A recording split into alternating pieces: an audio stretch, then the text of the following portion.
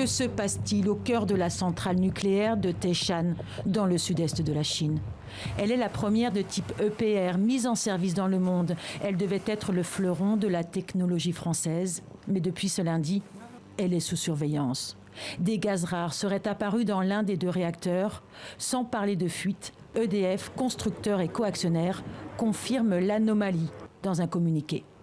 EDF a été informé de l'augmentation de la concentration de certains gaz rares dans le circuit primaire du réacteur numéro 1. La présence de certains gaz rares dans le circuit primaire est un phénomène connu. Pas d'images et peu d'informations. De sources proches d'EDF, il s'agirait d'un manque d'étanchéité des crayons, ces longs tubes de combustible. Assemblés, ils seraient au nombre de 70 000, quelques-uns seraient défectueux.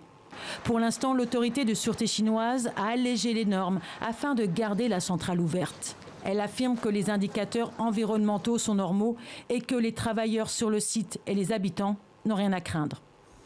Si les seuils atteignent ce que les autorités chinoises ont donné comme seuil maximum, ils devront prendre des mesures du genre arrêter le réacteur et sortir les assemblages pour voir lesquels fuient.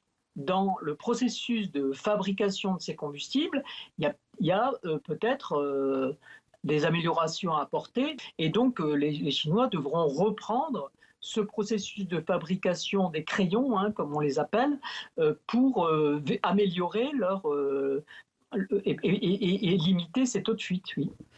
L'information a fuité suite à une lettre de Framatome, filiale d'EDF, envoyée au département américain de l'énergie. La chaîne CNN en a eu connaissance. Framatome demanderait une aide technique qui lui ferait défaut en Chine.